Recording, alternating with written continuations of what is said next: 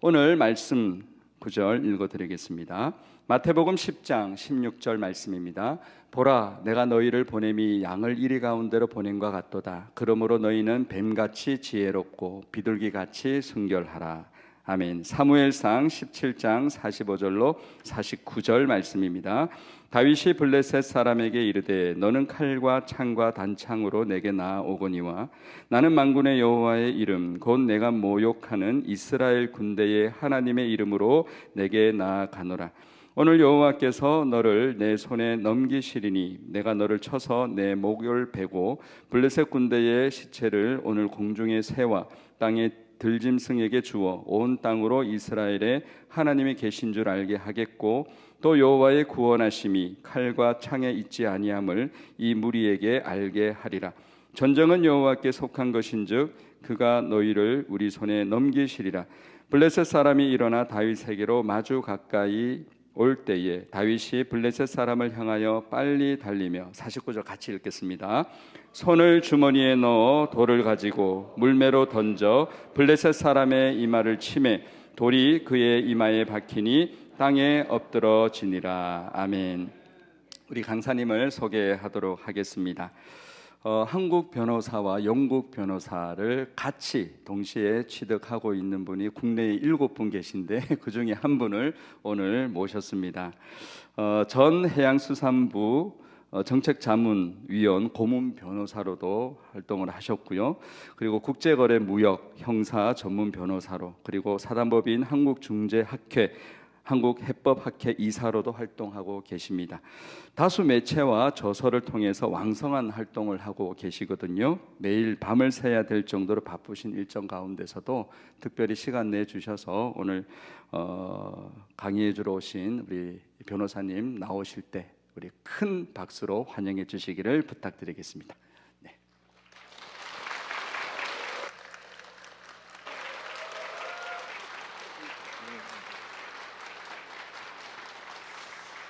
안녕하세요. 김용준 변호사입니다. 이렇게 자녀를 위해서 다음 세대를 위해서 이 기도하는 마음으로 모인 이 귀한 자리에 하나님 안에서 우리 자녀를 지키고 또 복음을 지키는 문제에 대해서 오늘 나눌 수 있는 이 귀한 기회를 주셔서 하나님께 감사드립니다. 오늘은 포괄적 차별금지법 또 인권교육에 대해서 이야기하려고 합니다. 근데 많은 사람들은 이 단어들을 들으면은 이거 정치적인 문제 아니야? 이거 뭐 진보, 좌우, 보수 그런 좌우의 문제 아니야? 그렇게 생각하는 사람들이 많이 있습니다. 그런데 오늘 설명하려고 하는 것은 이것은 결코 좌우의 문제가 아니라 위아래의 문제입니다. 즉 복음을 지키느냐 복음을 탄압하느냐 그런 문제입니다. 그리고 여기 제목을 차별금지법과 아이들 그리고 하나님 나라 그렇게 정한 이유는 이 차별금지법 인권교육의 실체가 우리 아이들, 우리 자녀들을 희생시켜서 복음을 탄압하는 사회로 나아가는 그런 작동 원리, 메커니즘이 있기 때문입니다. 그래서 이런 것들을 오늘 여러 사례들로 또 여러 근거들로 여러분들께 설명을 하려고 합니다. 여러분, 이 차별금지법, 인권교육, 뭐 성평등 그런 거 들으면 그게 내가 신앙생활을 하는데 도대체 무슨 상관이야? 그런 생각을 하는 분들이 많을 겁니다. 근데 일단 설명을 하기 전에 대략적으로 그 실체를 한번 살펴보면은 이 차별금지법과 인권교육은 우리 아이들의 삶을 파괴하는 실체를 가지고 있습니다. 이따 설명하겠지만 미국 같은 경우는 고등학생 4명 중에 1명이 동성애나 성전환을 하고 있습니다. 그리고 자살률이 20배가 높아집니다. 그리고 또 다른 실체가 뭐냐면은 우리 지금 교회에서 많이 느끼겠지만은 다음 세대가 많이 단절되는 느낌을 받으시죠. 지금 통계를 보면은 공교육에서 복음을 받아들이는 학생들의 수는 100명 중에 1.5명이라고 합니다. 98.5명은 하나님과 단절되고 복음을 받아들이지 않습니다. 왜냐하면 이 인권 교육을 받게 되면은 잠재적으로 하나님은 혐오하는 존재, 성경은 혐오하는 책으로 인식할 수밖에 없기 때문입니다. 그래서 이런 아이들이 이 사회적 성별을 받아들이면서 또 거기에서 이제는 여러 사회가 변하는 그런 원동력으로 삼으면서 이 사회는 점점 성경과 복음을 불법화하는 사회로 나아가게 됩니다. 또 제가 어렸을 때가 아니죠. 대학교 때 법을 공부할 때는 이 생각은 처벌할 수 없다고 배웠거든요. 그러니까 묵상 기도하는 거는 처벌할 수가 없다고 배웠는데 지금 서구 유럽, 영국이나 이제 여러 나라에서는 조용히 기도하는 것만으로도 형사 처벌하는 그러한 법 제도가 시행되고 있습니다. 그리고 이제 생물학적 성별을 해체하는데 생물학적 성별이 뭐냐? 그 성별은 성경에 뭐라고 그래 있어요? 인간은 남자와 여자로 창조됐다고 하잖아요. 그러니까 성경은 성별이 두 개다. 그걸 생물학적 성별이라고 하거든요. 근데 이 생물학적 성별을 성경대로 믿으면 이게 이제 증오 범죄가 되고 혐오가 되고 차별이 되는 사회로 가게 돼요. 그리고 그 성별이 바뀌기 때문에 그거를 기초로 하는 모든 법 제도가 바뀌게 되고 그래서 사회 체제와 사회의 가치관이 다 해체하게 돼요. 그 와중에 이제 기독교적 가치관이 이제 공권력에 의해서 핍박받고 탄압받는 그런 사회로 나아가게 돼요. 여기까지 들으면 이게 너무 나아간 것 같다, 뭐 너무 막 던지는 거 아니냐, 뭐 카더라, 뭐 이렇게 생각하시는 분들도 있을 거예요.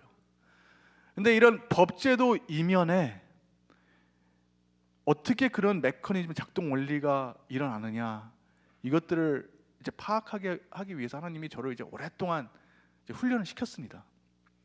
그래서 저는 이제 40년 동안 사실 이제 뭐 고3처럼 생활하면서 이제 한국 변호사, 영국 변호사, 또 한국에서 법학 박사, 영국에서 이제 석사, 그리고 입법 정책적 활동도 오래 하면서 제가 쓴 보고서는 대통령과 그 국회에 직접 보고되기도 하고, 뭐 최근에는 13조 원 국가 프로젝트에서 이제는 입법 정책적인 그런 부분에서 책임 연구원도 하고, 그래서 저는 하나님이 오랫동안 이 법 이면에 어떤 작동 원리가 있는지 그것들을 파악하고 그리고 그것들을 분석하는 그런 훈련을 시키셨습니다.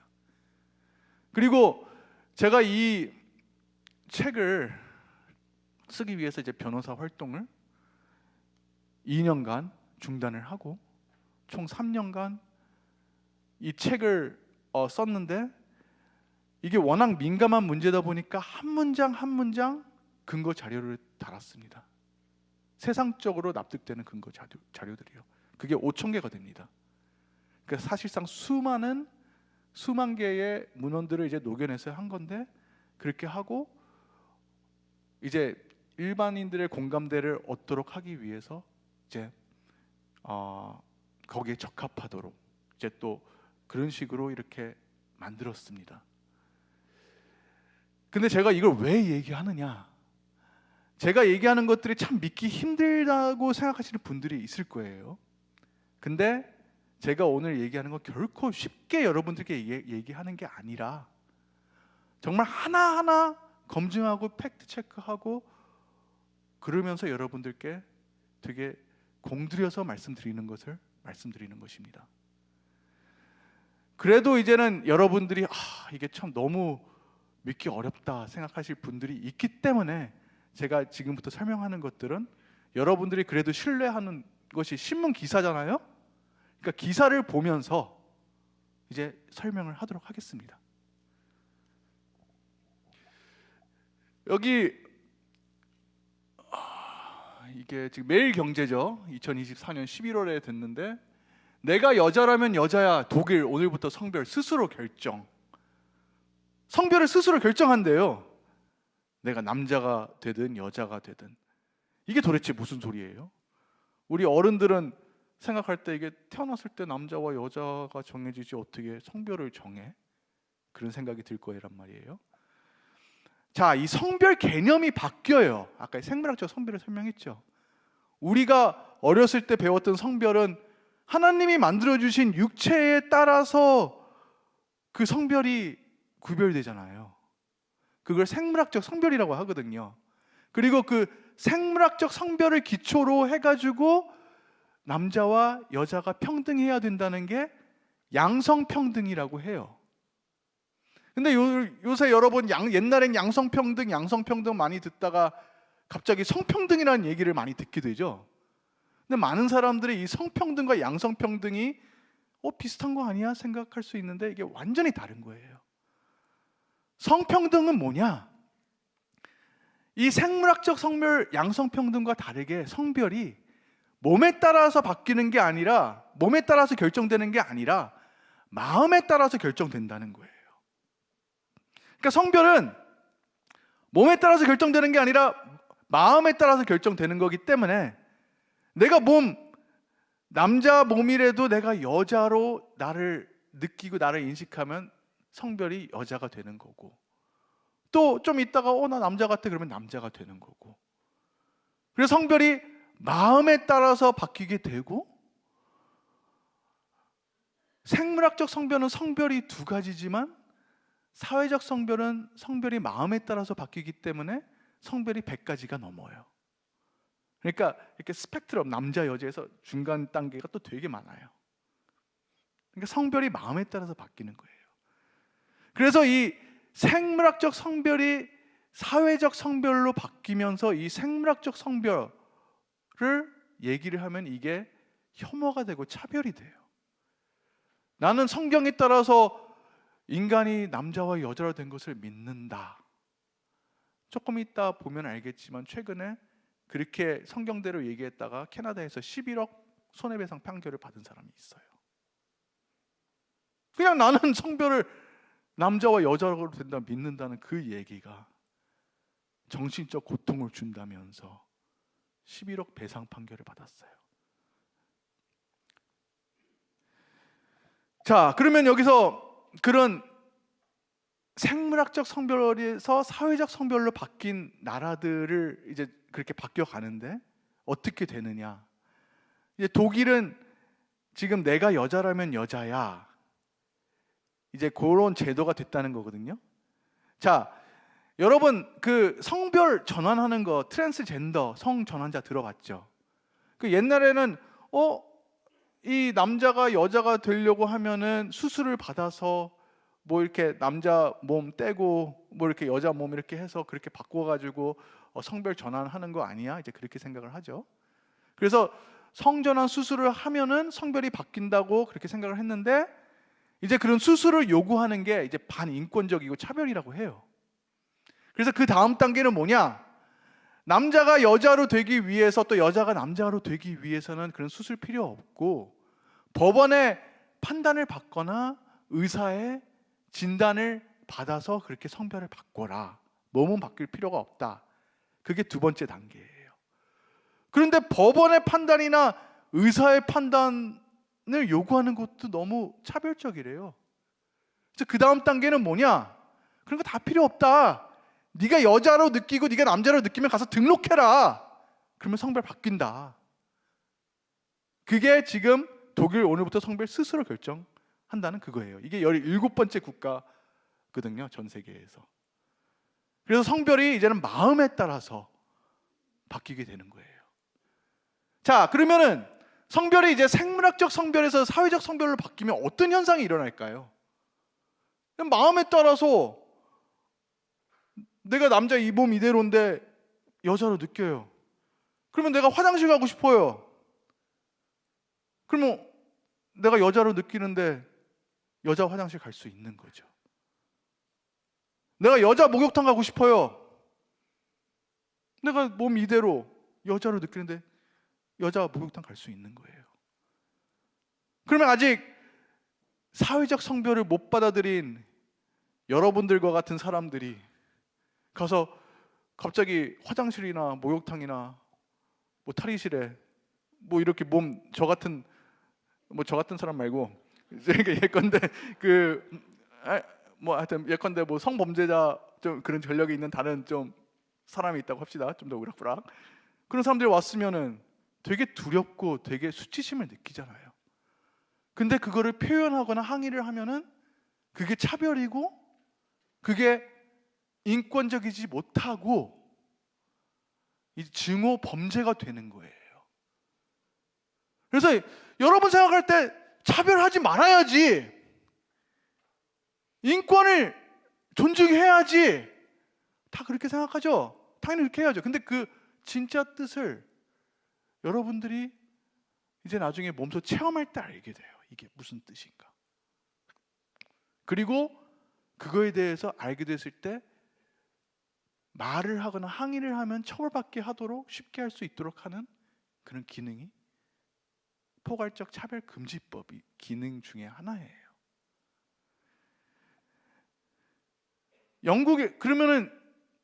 영국에서는 그 조사를 해봤더니 이제 탈의실이 있잖아요. 그러면 탈의실에서 성범죄가 얼만큼 일어나느냐 봤는데 영국에서는 이제는 한 50% 이상이 이제 남자 여자 구별하는 탈의실이 있고 좀 40 몇 프로는 성중립 탈의실이 있어요. 성중립 탈의실은 남자도 여자도 이렇게 뭐 사회적 성별에 따라 들어가는 탈의실이죠. 근데 거기서 성범죄 일어나는 비율을 보면은 1년 동안 132건이 일어났거든요. 그 중에서 120건이 성중립 탈의실에서 일어났습니다. 왜? 성별을 자기 마음에 따라서 정하니까 성범죄의 그런 고의를 가진, 그런 의도를 가진 사람이 그걸 어떻게 구별해요? 자기 마음인데. 그리고 그 마음에 대해서 항의를 하면 차별이고 반인권적인데, 법적 제재를 받는데. 그러니까 굉장히 여성 권리가 취약하게 돼요. 그러니까 성평등이 여성 권리를 되게 존중해주는 개념으로 알지만 아니에요. 자, 그러면 이런 사례가 또 어떤 사례가 있느냐? 여기 한국일보에서 트랜스젠더 여탕 출입 안 돼, 끝까지 싸울 것. 이건 미국 LA에서 나온 신문이에요. 이게 뭔 소리냐? 이게 사회적 성별이 이제 강조되다 보니까 이제 저 같은 사람 말고 하여튼 이런 몸 한 좀 우락부락한 사람이 자기는 이제 여자라고 인식하니까 여탕에 갔어요. 그러니까 여성들이 이제는 좋다 하고 이제 따뜻하게 이제 즐기고 있는데 갑자기 앞에서 또 이렇게 즐기고 있는데 가만 보니까 그 사람도 하는데 뭔가 이상한 물건이 달려 있는 것 같고 좀 이상해요. 자세히 보니까 남자 몸이에요. 여성이 얼마나 놀래요. 여성들이 다 소리 지르면서 나가가지고 항의하고 유혈 사태가 일어났어요. 그래서 이제 소송까지 갔죠.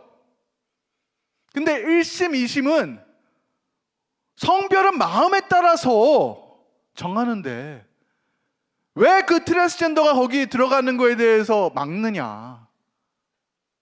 차별이다. 그래서 트랜스젠더 손을 들어줬어요. 그래서 대법원 가서 이거에 대해서 다투겠다는 거예요.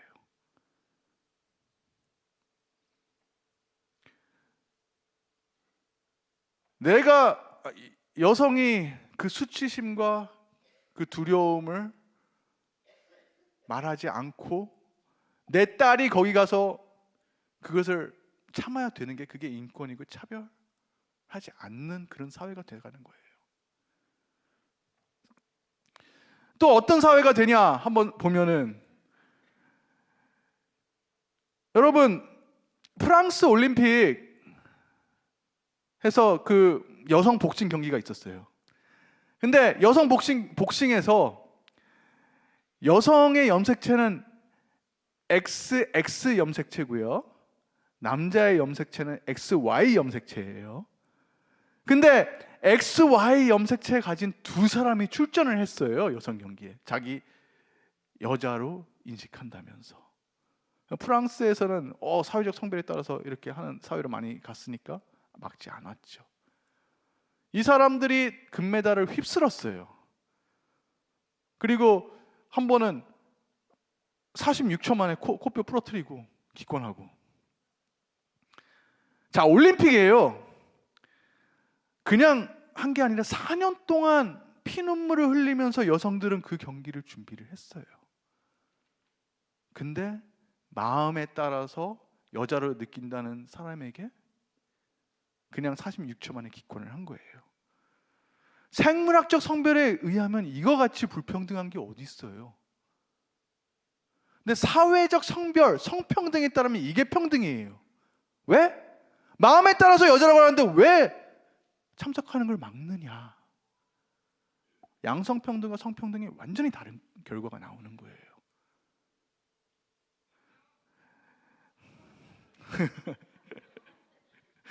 자, 여기 아까 전에 그 여성 이렇게 막 논란이 되니까 이 사람 뭐 여자로 뭐 이렇게 살았고 뭐 어쩌고저쩌고 신문에 막 이렇게 떠들어요. 그러니까 이거 하다가 나중에 이 여자를 직접 진찰하고 이렇게 봤던 의사들이 뭐라 그러냐면 이 사람 고환이 있고 자궁 없다. 이 사람 남자다. 의사가 이렇게 얘기를 해요.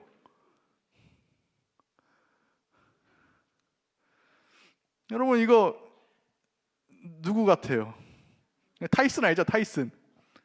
만약에 타이슨이 전성기 때 자기 여자로 느낀다 그러면서 여성 경기 출전했으면 어땠을 것 같아요?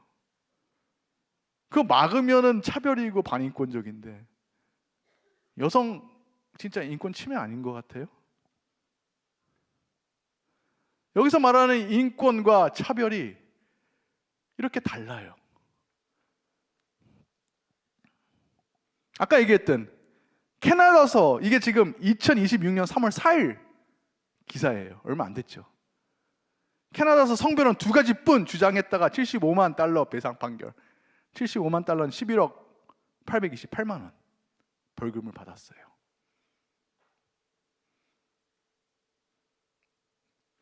이런 사회로 가게 되는 겁니다. 자, 민주당이 이 차별금지법 사회적 합의 전제될 때 추진하는 것 이렇게 했는데 사회적 합의가 이제 쉽게 일어날까요? 여기 인권보도 준칙은 여기서 보면은 저희 빨간 글씨 성소수자 인권에서 에이즈 등 특정 질환이나 성매매, 마약 등 사회적 병리 현상과 연결짓지 않는다. 그러니까 이제 사회적 성별의 대표적인 그런 예를 들면 이제 동성애나 성전환 그런 것들이 있는데 이것들을 하면 많은 부작용들이 일어나요. 그러면 이제 특히 우리 아이들이 그것들로 인해 가지고 굉장히 삶이 많이 파괴되거든요. 근데 그런 것들에 대해서 언론에서 얘기하면 안 된다는 거예요. 그러면 사회는 이거에 대해서 알지 못하고 말하지 못하고 그 사각지대에서 아이들은 이 동성애나 성전환에 점점 빠져들고 사회적 성별이 점점 그 사각지대에서 넓어지면서 이 사회를 바꿔가는 원동력이 되는 거예요. 그리고 아이들의 삶이 파괴되는 것은 알지도 못할 뿐만 아니라 사회에서 토론도 하는 것이 불법화돼요. 우리가 아이들을 지킬 수 없는 사회가 되는 거예요. 이 차별금지법이 당연히 차별하면 안 되죠. 예수님도 사회적 약자 옆에 가장 가까이 계셨던 분이고 차별을 예수님도 어떻게 보면 사회적 약자를 가장 사랑하면서 안 하신 분이에요. 그러면 이 차별금지법이 도대체 뭐냐? 차별금지법에는 두 가지 종류가 있어요. 하나는 개별적 차별금지법이라는 게 있고 또 다른 거는 포괄적 차별금지법이라는 게 있어요. 지금 우리나라에서는 개별적 차별금지법이 수십 가지가 시행되고 있거든요. 그래서 장애인 차별하지 말아야 된다, 뭐 나이에 따라서 어르신들을 차별하지 말아야 된다. 각 영역에서 개별적으로 차별을 금지하는 법들이 시행되고 있어요. 그런데 이제는 이 포괄적 차별금지법을 지지하는 사람들은 뭐라고 하느냐? 그래도 차별이 너무나 많은 영역들이 있기 때문에 이렇게 한 영역, 개별적인 영역을 해서는 부족하고 이것을 그물망처럼 포괄적으로 한 법으로 규정을 해가지고 차별을 금지하는 법을 만들어야 된다. 그래서 차별을 없애야 된다. 이제 그 논리를 하는 겁니다. 근데 사실상은 개별적 차별금지법과 그 역할이 다 중첩이 되는데 차이가 나는 게 뭐냐면은 이 성별의 개념을 바꿔버려요. 그래서 성별을 생물학적 성별에서 사회적 성별로 개념을 바꿔버리고 이 사회적 성별에 대해서 거기에 나오는 부작용이나 우리 아이들에게 미치는 해악이나 그런 것들에 대해서 말하거나 얘기하거나 알리거나 그런 것들이 포괄적으로 차별이 되는 거예요. 그리고 그 성별을 바꾸면서 이제 아이들에게 어릴 때부터 그것들을 동성애나 성전환을 미화해서 노출하고 언론에서는 많이 노출하고 교육에서는 많이 노출하거든요. 근데 그 실체는 얘기하지 않거든요. 그러면 아이들이 거기에 빠져들면서 엄청난 부작용과 삶이 파괴되는 현상이 일어나는데 그거는 어떻게 하느냐? 아까 전에 인권 보도주의처럼 언론에서 알리지 못하도록 하고 그에 대해서 말하면은 벌하는 그러한 표현의 자유를 제한하는 그러한 기능을 차별금지법이 맡게 됩니다. 그리고 또 다른 기능 중에 하나는 모든 공권력, 입법부, 행정부, 사법부가 이 차별금지법에 복종하도록 하는 의무를 규정하고 있어요. 그래서 모든 공권력이 이 사회적 성별에 따르도록 돼 있어요. 아까 전에 얘기했듯이 남자와 여자로 성별이 되어 있다가 혐오 개념이잖아요.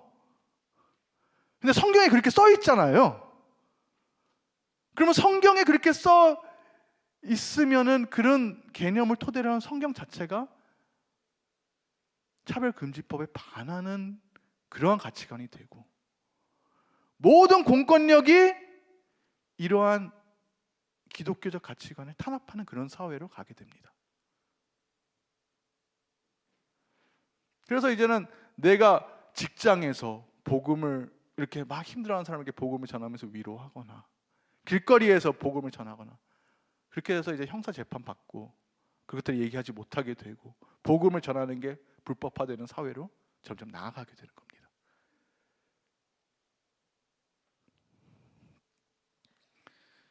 자, 이 포괄적 차별금지법의 그 표현의 자유를 제한한다는 얘기가 많잖아요.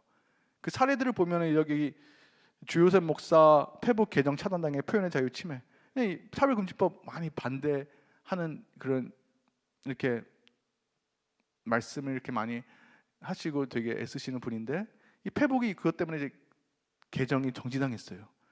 여러분들이 생각할 때 이거는 뭐 정말 열심히 하는 사람이니까 그럴 수도 있지 나하고 무슨 상관이야 생각할 수 있는데 영국에서는 이제 여러분들과 같이 일반 학부모가 내 자녀가 학교에서 초등학교 때부터 이제 동성애 성전환을 막 미화해서 교육하니까 걱정되잖아요.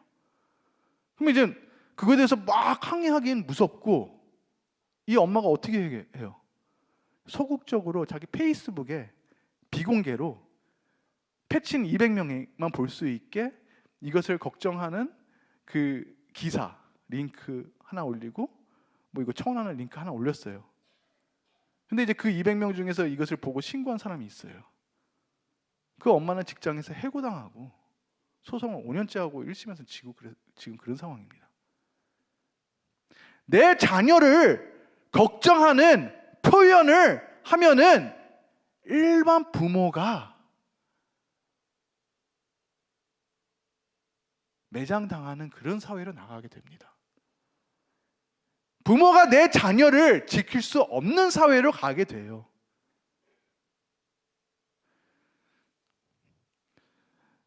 여러분 그 교권 붕괴 많이 느끼시죠? 솔직히 이제 뒤에 보면은 이게 이 차별금지법 뒤에 이 젠더 이데올로기라는 사상이 있고 또 그 사상적 뿌리가 있는데 이것들을 우리 아이들한테 어릴 때부터 그게 주입이 되면서 사회를 바꿔 나가거든요. 근데 아이들을 지킬 수 있는 존재가 두 존재가 있어요. 하나는 교사, 하나는 부모. 지금은 이미 교권이 분고됐기 때문에 정말 아이들을 위하는서 이런 것들에 대해서 걱정하고 얘기를 하면은 지금 교사들은 파면당하거나 뭐 매장당하거나 그런 단계에 갔고요. 이제 부모도 자기 아이들을 지키려면 그런 상황이 되는 사회로 나아가게 됩니다. 그런 외국 사례들을 보면은 그냥 보여요. 자, 그러면은 말만 제한하느냐? 말하지 마. 그러면 그래, 나 말 안 할게. 그러면 되지. 하는데 이제는 그 다음 단계는 뭐냐? 너 이 말 해! 하는 단계로 갑니다. 여기 지금 영국 법원은 성중립 대명사 거부 교사의 벌금 약 6천만 원 강제 징수를 했대요. 자, 여러분 성별이 마음에 따라서 변하잖아요. 그죠? 사회적 성별이. 그러면 여러분들 그 인칭 대명사 아시죠? 남자는 그, 여자는 그녀. 그러니까 남자는 he, 여자는 she, 그들, they. 뭐 인칭 대명사 이렇게 있잖아요. 근데 인칭 대명사도 이제 마음에 따라서 정한대요. 그래서 여자가 나 남자같이 느껴져 그러면 나 he로 불러줘. 아니면 나 그들 할래. they 불러줘. 아니면 지가 인칭 대명사 만들어요. 지, 제, 조, 주, 지, 자. 자기가 정한 다음에 나 그렇게 불러달래요. 그러면은 선생님, 그 신앙을 가진 선생님에게 나 그렇게 불러주세요. 요구를 해요. 학교에서. 그럼 그 신앙을 가진 선생님은 이 사람은 자기가 여자인데 남자 이름 바꿔달라서 그 이름은 불러줘요. 근데 차마 내가 하나님에 대한 양심으로 너가 그녀인데 그로 그렇게 인칭되면서 할 수는 없다면서 그걸 침묵을 해요. 그래서 해고당했어요. 그래서 해고당해가지고 이 선생님은 내가 뭘 잘못했느냐 그래서 학교에 다시 나왔어요. 이제 법원에서 그렇게 하지 말라고 이제 얘기를 했죠. 근데 내가 뭘 잘못했어? 내가 아무 말도 안 하고 안 한 건데. 그래서 나왔다가 6천만 원 강제 징수 당하고 400일 감옥에 갔다 왔습니다. 이게 말에는 생각을 바꾸는 그러한 기능이 있거든요. 그래서 말을 통제하면 생각을 통제하는 거예요.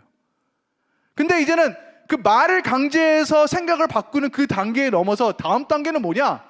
아예 직접 생각을 통제하는 단계로 가요.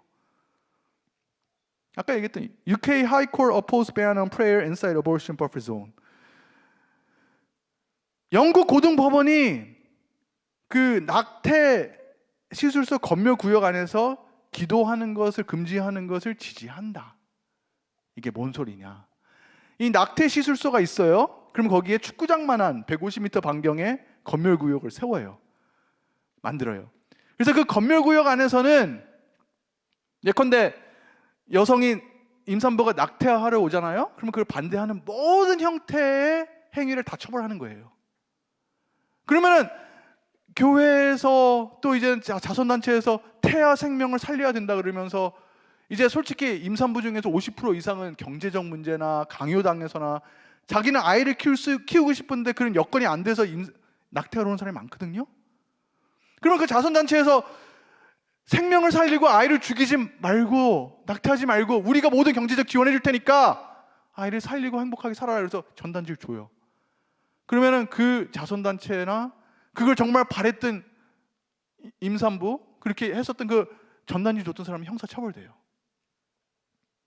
심지어 이제 밤 11시에 아무도 없을 때 여러분 같은 사람 중에 한 명이 그 낙태실수 앞에 가서 울면서 조용히 기도해요. 아무것도 없어요.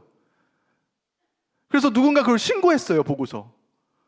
그리고 경찰이 막 달려와서 그 사람을 잡아가요. 그래서 잡아간 다음에 딱 경찰서에 앉힌 다음에 물어봐요. 당신 거기서 울면서 무슨 생각하고 있었느냐? 무슨 기도하고 있었느냐? 그 기도하는 걸 물어봐요. 그래서 그 남자는 순진하게 뭐라고 하냐면 내가 20년 전에 내 아이가 낙태로 죽어서 내 아이를 위해서 기도하고 있었습니다. 그 사람 형사 처벌받았어요. 실제 사례예요. 여러분 낙태가 여성 권리를 위한 것이라고 하잖아요. 정말 여성이 아이를 이렇게 살고 싶은데 자기 의사는 그건데 그 경제적 지원을 받으면 정말 아이랑 행복하게 살고 싶은데 그거 하면 형사처벌하고, 그게 정말 여성 권리를 위한 걸까요? 아니면은 여성 권리를 내세워서 태아를 죽이는 것일까요? 여러분 옛날 바알 알죠? 바알 앞에서 아이들을 인신 제사를 지냈어요. 저는 이게 현대판 인신 제사라고 생각됩니다. 우리나라에서도 지금 하루에 3,000명씩 태아가 죽는다고 해요. 하루에.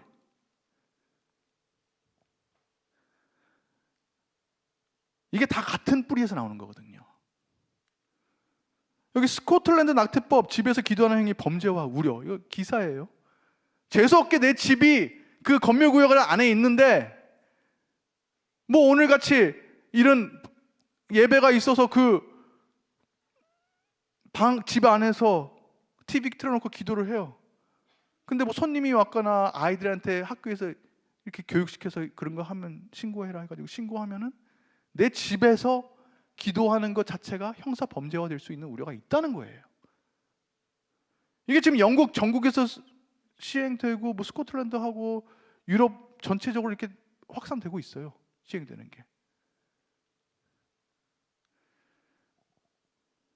자, 이제 인권교육. 인권교육은 이제는 어릴 때부터 이제는 인권교육이라는 게 조기 성애화, 여러분 뭐 성적 자기 결정권 아이들한테 많이 강조하잖아요. 어릴 때부터 섹스할 권리 너희들의 권리다. 그러면서 조기 성애화를 얘기하면서 그 속에서 3살, 5살 아이들부터 동성애 성전환도 굉장히 미화하면서 얘기를 해요.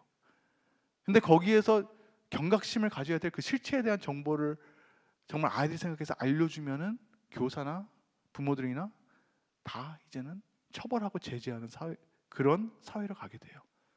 그럼 아이들은, 여러분들 언론 보세요. 여러분 언론에서 지금 LGBT 성소수자 동성애 성전환 되게 아름답게 나오잖아요.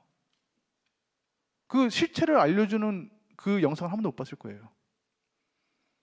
왜? 그렇게 하면은 제재당하니까. 근데 그 영화진흥위원회에서는 그런 성소수자 그런 코드를 넣으면은 가산점을 줘요. 학교에서도 그래요. 그러면 아이들은 정보를 그 인권을 내세워서 미화하는 것만 보고 자란 아이들은 수십 년 동안 어떻게 될 것 같아요? 어떻게 될 것 같아요? 그게 이제 외국 사례들을 보면 어떻게 되는지 나오는 거예요. 이제 통계로 가시화되고 있거든요. 통계로 가시화되고 있는데 우리가 잘 모르는 거는 언론이 통제되니까, 표현의 자유가 제한되니까, 법으로.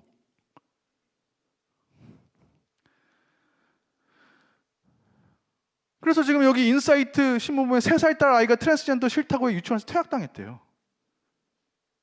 3살 딸 아이들한테 아이한테 이제 사회적 성별을 얘기하면서 나 사회적 성별 그런 거 남자 여자 바뀌는 거 싫다고 하면은 애기들도 처벌하는 그런 사회가 되는 거예요. 이렇게 되면 아이들이 어떻게 변할 것 같아요?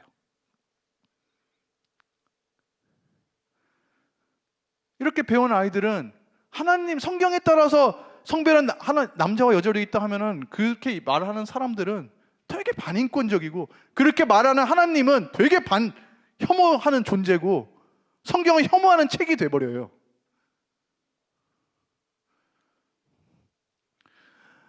여기 지금 인권위원회 위원장이 안창호 위원장님이신데, 옛날 그 청문회 때 여기 뭐라 그랬냐면 당신 보수 기독교 탈레반주의자다. 탈레반주의자라고 해요. 왜? 기독교적인 가치관을 가지고 있으니까. 탈레반주의자가 뭐예요? 테러리스트, 극단주의자. 이게 그냥 하는 소리가 아니라 제도화돼요.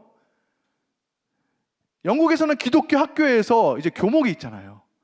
근데 이제는 사회적 성별을 하니까 기독교 학교도 성별을 사회적 성별로 가리키게 되거든요. 그러면 이제 아이들이 헷갈리는 거예요. 성경에서는 생물학적 성별, 하나님이 남자와 여자를 창조했다고 그러는데 또 사회적 성별을 배워요. 뭐가 맞냐? 목사님 뭐가 맞아요? 목사님은 되게 난처하죠. 그래서 뭐라고 했느냐? 상대방 사회적 성별을 믿는 사람들을 존중을 하고 이렇게 하되 너희들이 믿고 싶은 신념대로 믿어도 된다 했다가 해고당했어요. 근데 해고당하는 게 끝이 아니라 그 다음부터 이 극단주의자 테러리스트를 관리하는 단체에서 그 사람을 리스트에 올려서 관리하기 시작해요.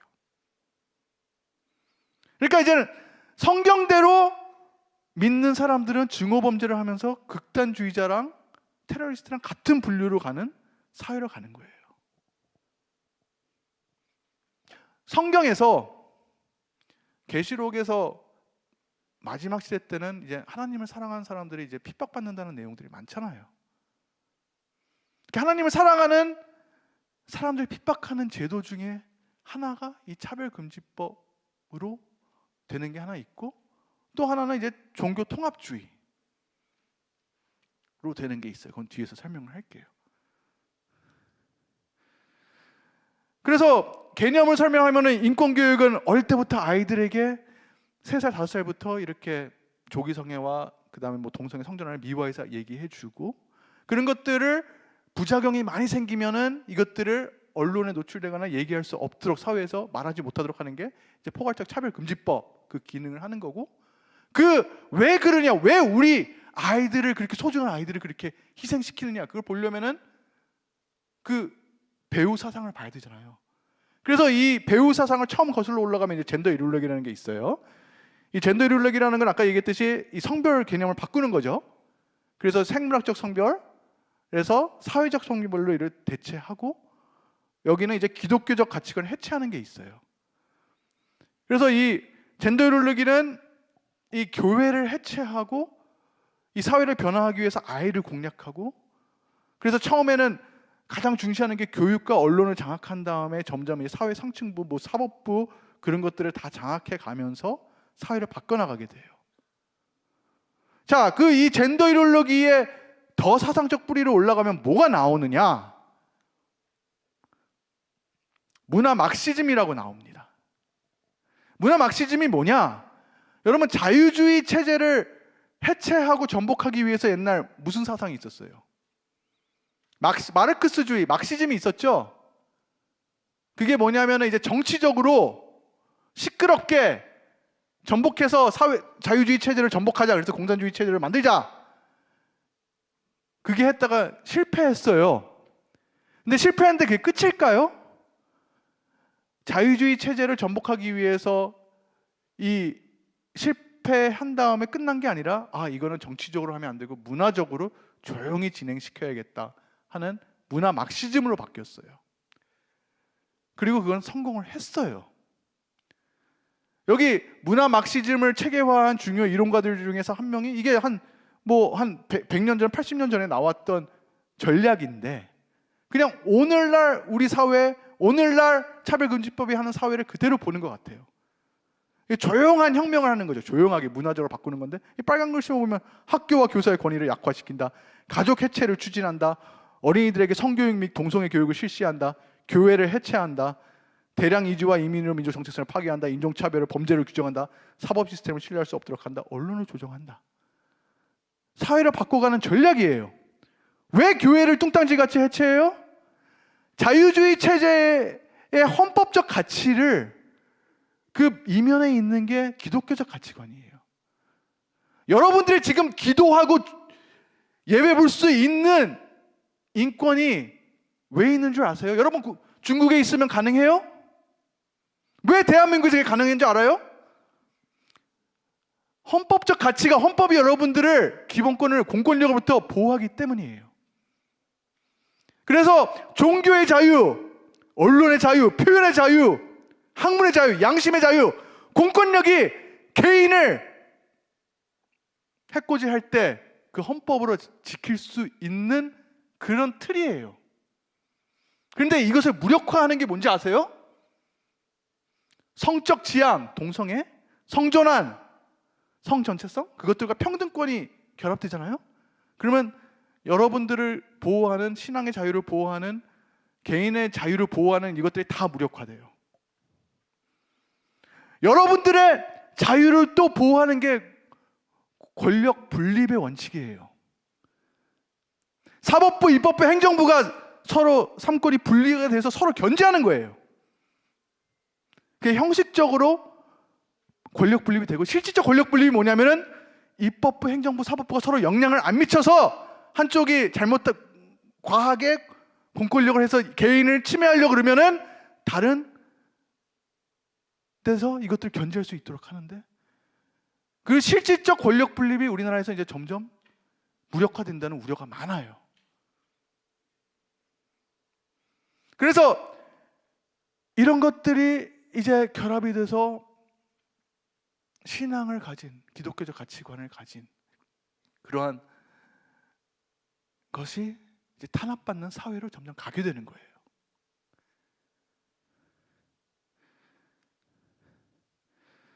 자, 아까 인권교육 체계화한 사람이 뭐라 그러냐면, 교사가 학생들에게 눈이 검다라는 확신을 가지고 세뇌할 수 있다. 첫째, 교육에서 가정의 영향력을 차단하라. 둘째, 만 10살 이전에 주입을 시작해야 큰 결과를 얻을 수 있다.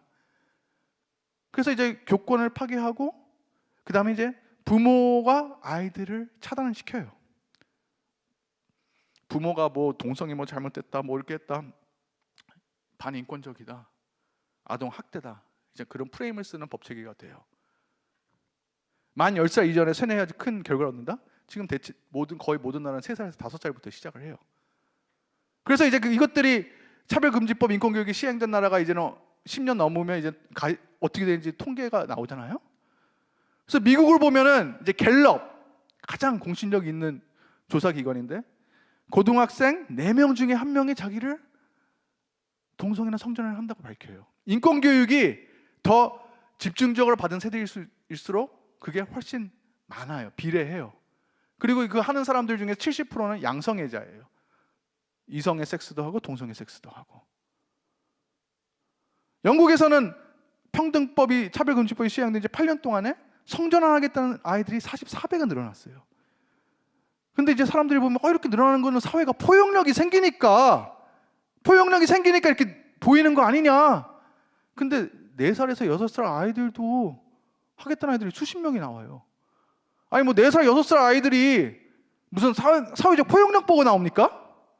선생님이 너 남자일 수도 있고 여자일 수도 있고 네 원하는 대로 성별할 수 있다고 가리키니까 이렇게 되는 거죠. 근데 이 아이들이 행복하면 모르겠는데 자살률이 20배가 높아져요. 이 차별금지법이 시행되면은 이게 더 좋아질 거라고 착각하는데, 차별금지법이 가장 먼저 시행된 국가가 네덜란드거든요. 네덜란드에서 50년 동안 국가 데이터로 연구를 했는데, 50년 동안 성소수자의 그 자살 충동률이나 뭐 우울증이나 그런 것들이 유의미하게 변하지 않아요. 처음에는 막 성전환 해가지고 뭐 이렇게 하면 되게 좋아하는데, 조금만 가면 그 실체를 알아가지고 자살률이 더 높아지는 거예요.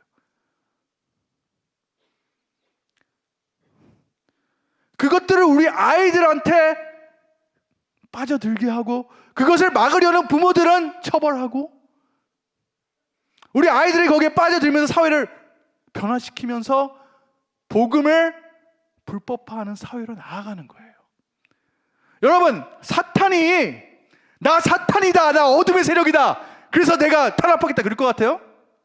성경에는 사탄이 자기를 광명의 천사로 가장하고 의의 일꾼으로 자기를 포장하는 게 대단한 일이 아니라고 성경에 쓰여 있어요.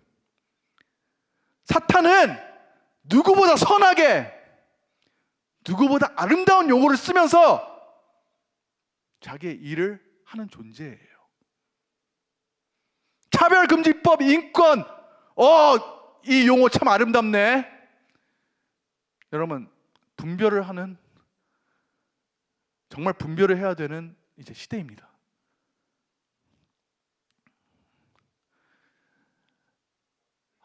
시간이 없어서 이제 쭉쭉 넘어가고요.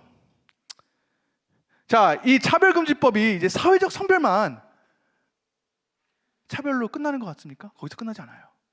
여러분, 나중에 이제 복음 자체가 차별적인 개념이 돼요. 왜? 왜 구원은 예수 그리스도만으로 된다고 하느냐? 그러면 부처나 알라나 다른 아프리카 종교나 걔네들은 뭐냐? 왜 분란을 일으키고 세계 평화에 해를 끼치느냐? 복음이 혐오 개념이 되고 차별 개념이 됩니다. 그래서 이걸 점점 타협하는 사회로 가게 되고, 나중에 성경이 뭐라고 그랬어요? 누가 어떻게 하여도 너희가 미혹되지 말라. 먼저 배교하는 일이 있고 저 불법의 사람이 곧 멸망의 아들이 나타나기 전에는 그날이 이르지 아니하리라. 배교하는 일이, 크리스찬들이 이제 배교하는 것도 이제 많이 일어나는 거예요. 배교가 뭘까요? 복음을 바꿔버려요. 어떻게 바꾸냐? 여기 사탄교, 소수종교, 뭐 사탄교 왜 우리 차별하냐? 왜 우리 뭐 잘못했다고 얘기하냐? 이거 차별이다 하면서 차별 혐의로 뭐 시카고 재수하고 막 이제 이렇게 이용해요. 미국 수정헌법 1조는 사탄교 기승, 종교차별 금지. 뭐 신천지나 뭐 어쨌든 우리가 성경에 이렇게 해가지고 잘못했다고 얘기를 하면은 왜 우리 차별하느냐? 성경에 빗대어서 비판하지 못하게. 그러면서 여기서는 이제는 어떻게 해? 우리는 신안의 한 가족, 종교, 부정론만 세계, 얼마나 이쁜 말이에요. 세계 평화를. 힌두교, 부교, 이슬람, 카톨릭 공통점 찾으려는 WCC. 하나님이 알라고 알라가 하나님이다. 구원은 부처를 통해서도 되고 이슬람을 통해서도 되고 기독교를 통해서도 되고 다 되니까 우리 사이좋게 지내자. 평화를 하자. 너 예수님 만든데? 너 극단주의자네? 세계 평화 해치는 자네? 그래서 젠더 이데올로기하고 종교 통합주의가 이제 점점 더 세를 얻으면서 하나님을 사랑하는 사람들을 핍박하는 그런 사회로 나가는 겁니다. 여러분, 복음이 그렇게 세계 평화를 앞에 두고 그러니까 아름다운 그 광명의 천사 같은 언어를 두고 타협할 수 있는 건가요?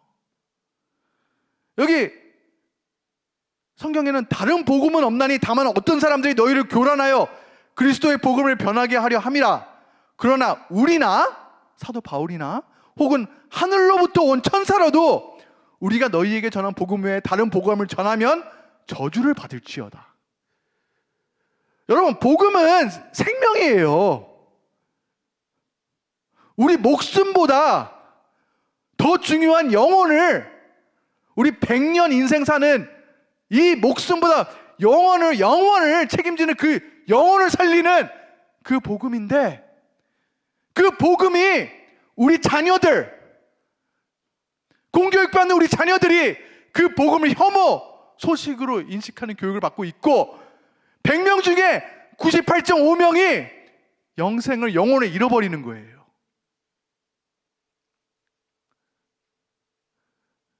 우리가 다음 세대를 지켜주지 못한 거예요.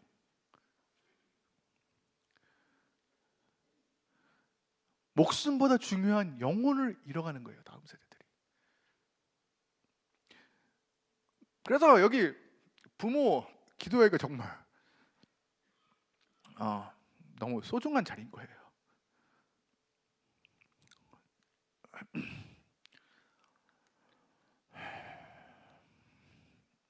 차별금지법은 이제 지금 이미 8번 발의됐다가 폐기됐다, 발의됐다, 폐기됐다 그렇게 되고 있거든요. 근데 이제 22대에서 또 2개 발의됐어요. 근데 이제 기독교계나 뭐 이렇게 반대하는 목소리가 있으니까 이제 그 기능들을 이제 쪼개서 이런 입법 해가지고 쪼개가지고 기능들을 이제 그렇게 하는 지금 전략들이 진행되고 있거든요. 그래서 이런 시대를 분별하면서 기도하는 그런 것들이 정말 필요할 것 같고요.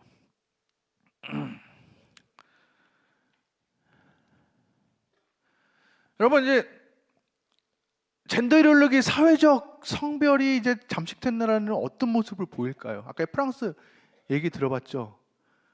이 프랑스 올림픽 보면은 그 개최식, 전 세계가 보는 개최식에서 이 최후의 만찬을 풍자하면서 이 트랜스젠더로 조롱하는 그런 퍼포먼스를 해요. 국가 단위로 하나님을 모욕하고 하나님을 욕되게 하는 것을 아주 자랑스럽게 하는 거예요. 국가가 그걸 주체를 해요. 예수님을 비웃는 거죠. 국가가. 프랑스는 이 개최식에 황금 송아지 대가리를 올려놨는데 프랑스는 송아지하고 아무런 관련이 없는 나라예요. 왜 황금 송아지를 했을 것 같아요? 노골적으로 그 구약 때 그런 것들을 이렇게 하는 거예요. 이 포괄적 차별금지법이 무슨 다양성, 포용성 그렇게 하는 것 같아요? 아까 전에 그 최후의 만찬 그렇게 하니까 기독교인들이 막 모욕적이라고 막 하니까 이건 예술의 자유고 표현의 자유고 그렇다. 왜 포용 안 하느냐 그러거든요. 근데 이 사람은 그 파리올림픽 때 선수인데 자기 서핑보드에 예수님 그림을 조그맣게 했었는데 너 그거 하면은 출전 못해. 출전권 박탈할 거야. 그 입장입니다. 전 세계 앞에서 예수님을 모욕하고 그런 거는 표현의 자유고 예술의 자유인데 자기의 신앙을 위해서 그 조그만 그것은 출전권 박탈이라는 협박을 받아요. 표현의 자유가 이중잣대가 됩니다. 차별 금지가 되는데 이중잣대가 됩니다.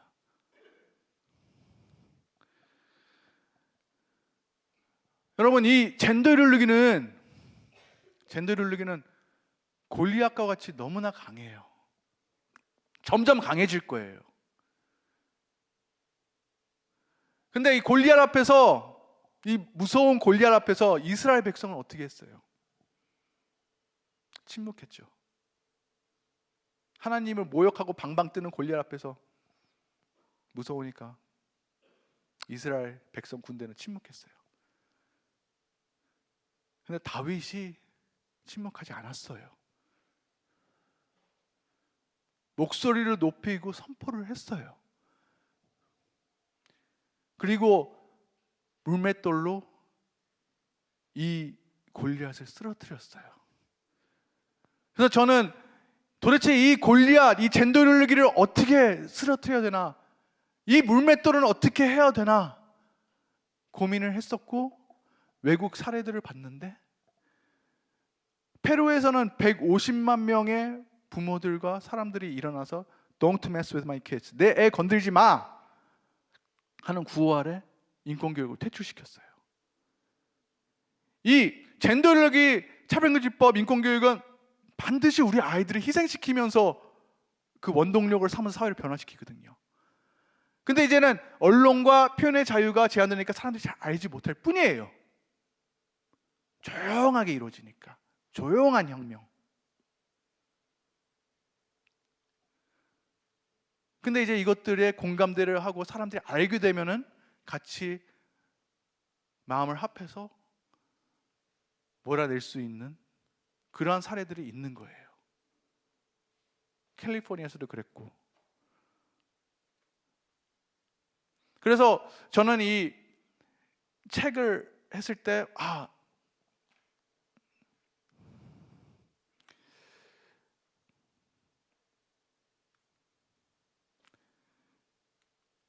근데 이 물맷돌을 할 때 여러분들 이제 물맷돌을 던져야 되잖아요.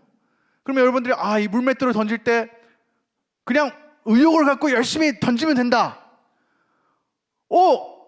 동성애는 죄다 하면 안 된다. 그렇게 하면은 사회가 들을 것 같습니까? 이미 안 듣도록 프레임을 씌웠어요. 그래서 이제는 비둘기같이 순결하게 하되 뱀같이 지혜롭게 해야 돼요. 뱀같이 지혜롭게 하려면은 그것을 듣는 사람들이 납득하도록 지혜롭게 해야 돼요. 그래서 저는 2년 동안 그 일반 사람들이 납득할 수 있도록 우리 아이들에게 어떤 해악을 끼치는지 그것을 쉽고 있는 그대로 공감대를 할 수 있도록 1권을 책을 썼고 2권에서는 이제 여기 1권에서는 이제 그래서 기독교적인 색채를 뺐어요. 그리고 2권에서는 어떻게 기독교가 탄압되는지를 또 썼고요. 그래서 이것들을 골리앗을 돌을 던질 때, 목소리를 낼 때 이것들이 공감대를 얻는 그러한 무기를 생각하면서 이제 기도를 하면서 이렇게 준비를 했던 겁니다. 이게 1권이고 이거 2권인데 사실 이거 하면서 이해랑 집사님 제 아내가 여기 대표거든요. 그래서 이제 조금 이따 이거에 대해서 설명을 할 건데 하기 전에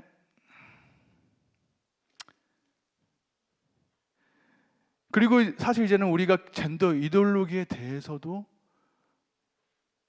목소리를 높여야 되지만은 우리가 이스라엘이 바빌론에 잡혀갔을 때 하나님이 회복할 때 어떻게 언제 회복하느냐? 우리가 회개할 때. 한국 기독교에서 정말 하나님 앞에서 무릎을 꿇고 우리가 정말 하나님 앞에서 마음에 하나님께 닿는 기도를 할 때 하나님께서 역사하신다고 생각합니다. 그래서 우리가 자녀를 위해서 또 우리 하나님 앞에서 회개하는 기도도 그런 것들도 정말 중요한 시대가 된 것 같고요. 정말 그래서 이 자리가 너무 귀한 자리라고 생각합니다.